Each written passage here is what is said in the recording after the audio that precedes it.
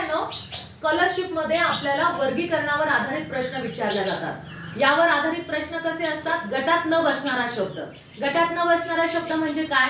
तर तीन पर्याय हे एकमेकांशी संबंधित असतात, त्यांचा संबंध जुळतो, एकमेकांशी संबंध जुळतो आणि एकच त्याच्यापेक्षा वेगळा असतो. मग तेच आपल्याला शोधायचे. आता या ठिकाणी मी काही उदाहरणं दिलेली आहेत. तुम्ही पहिल्या ह्याच्यामध्ये बघू शकता की गटात न बसणारे पद ओळखा हे सांगितलंय. मग कोणते कोणते आहेत? पहिला पर्याय आहे फूल, पुष्प, सुमन, गगन. मग आता सांगा बरं, याच्यामधला गटात न बसणारा पर्याय कोणता असू शकतो? हा प्रज्वल. फूल. फूल कशावरून बाळा?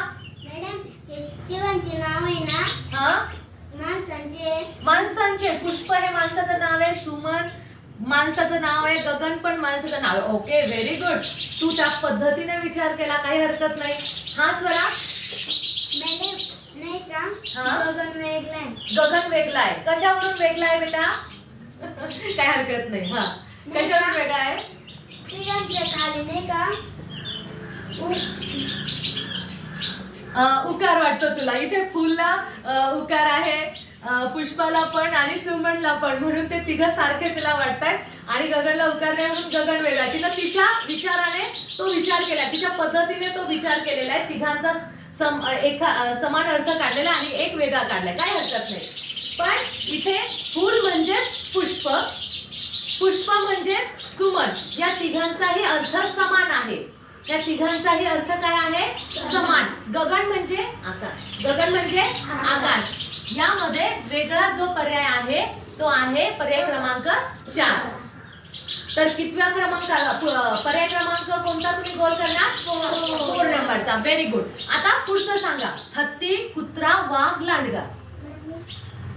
सार्थक.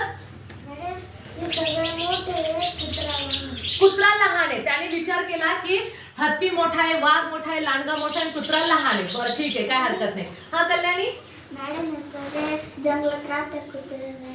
कुत्रा हा पाळीव प्राणी आहे आणि हत्ती, वाघ आणि लांडगा हे जंगलामध्ये राहतात आणि हा कुठे राहतो? माणसांच्या वस्तीमध्ये. म्हणून कुत्रा हा काय आहे? पर्याय वेगळा आहे. आता खालचे बघा. उदक, नभ, जल आणि पाणी. या तिघांमधून कोण वेगळं वाटतंय तुम्हाला? हा श्रद्धा. मॅडम पाणी. पाणी. पाणी कशावरून बेटा? मॅडम पाणी नाही का वेलांटी. पाण्याला वेलांटी. ओके. आणि बाकीच्या यांना काना, मात्रा, वेलांटी, उकार काहीच नाही, फक्त इथे वेलांटी, म्हणून तिला असं वाटलं की तो वेगळा आहे. लक्षात घ्या, उदक म्हणजेच पाणी, जल म्हणजेच पाणी आणि पाणी म्हणजेच पाणी. हे सगळे समानार्थी शब्द आहेत. पाणी, जल आणि उदक हा सगळा पाण्याचा प्रकार आहे. पाणी ह्या तिघांचे समानार्थी अर्थ निघतात. आणि नभ म्हणजे काय? ढग. नभ म्हणजे काय? ढग. म्हणून नभ हा काय आहे? वेगळा पर्याय आहे. आले लक्षात?